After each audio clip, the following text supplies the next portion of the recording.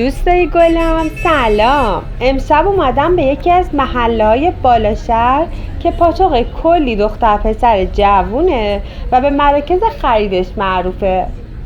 قراره توی یکی از این مراکز خرید که تو بلندترین برج شهرم هست قدم بزنیم و اونجا رو که امکانات خیلی خوبی هم داره بهتون نشون بدم.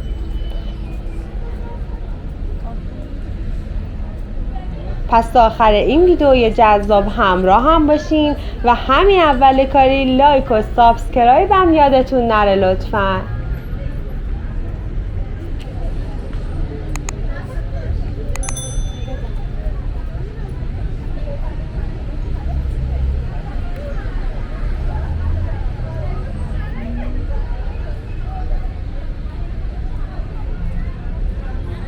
امشب ما اومدیم گوهردشت کرج که یکی از بهترین محله های شهر و جزء مناطق بالا شهر کرجه.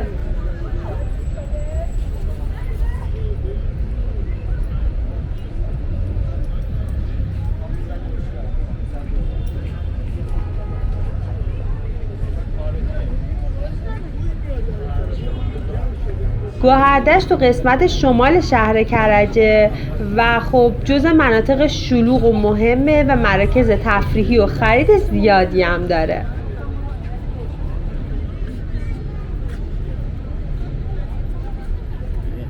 با هم میخوایم بریم نیکامال رو بهتون نشون بدم که یکی از مراکز خرید معروف اینجاه.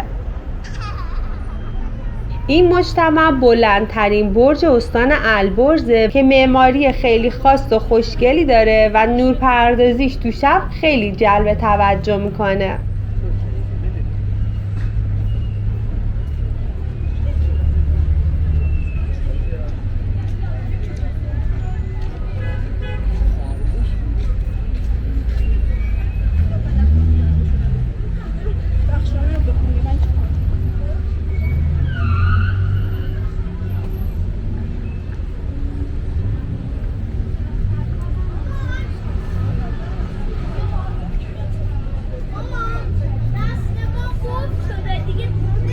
الان که دارم این ویدیو رو براتون ضبط میکنم سه‌شنبه 21 شهریوره و ساعت نزدیک به 8 شبه.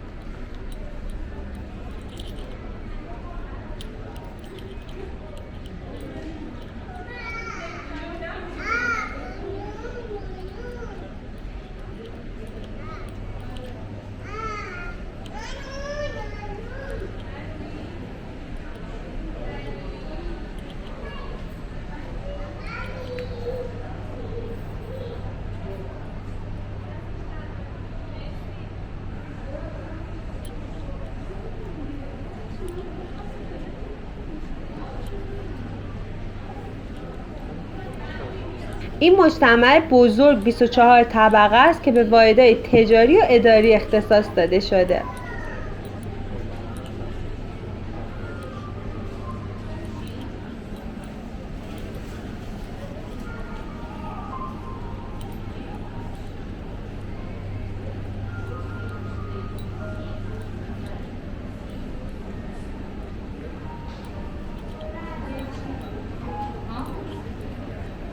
توی این مرکز خرید امکانات خیلی خوبی هم در نظر گرفته شده که مهمترینش 7 طبقه پارکینگه که دیگه مشغله پارک کردن ماشین و جا پارک رو نداشته باشین. علاوه بر اون آسانسور، پله برقی، هایپر مارکت، اتاق بازی بچه ها، کافی شاپ و فود کورت هم داره.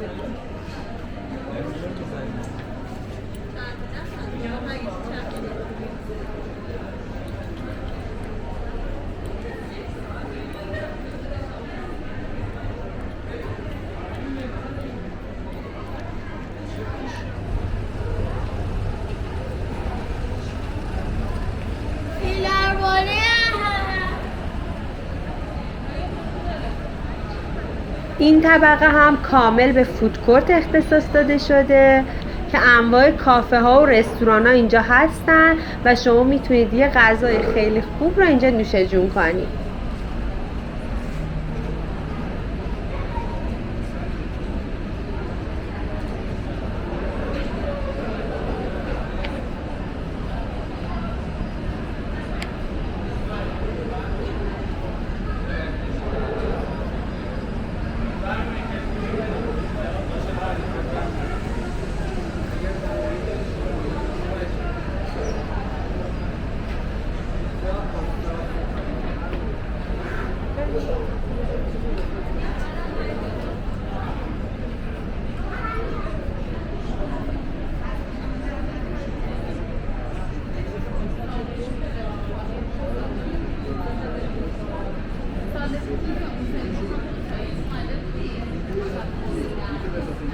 نظرات شما باعث میشه که من بتونم ویدیوهای بهتری طبق سلیقتون براتون بسازم. پس منتظر نظرات، انتقادات و پیشنهاداتتون توی کامنت ها هستم.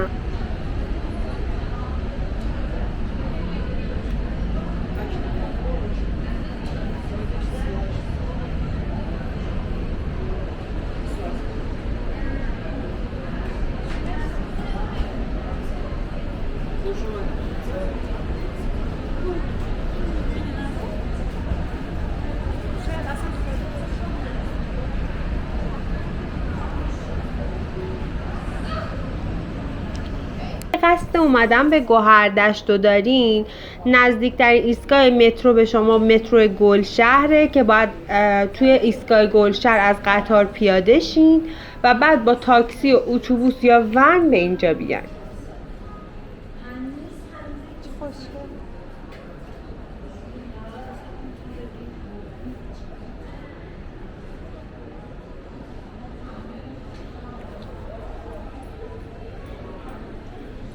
اینم بگم که قبل از انقلاب اسمش رجایی شهر بوده و هنوز خیلی اونو به اسم رجایی شهر میشناسن.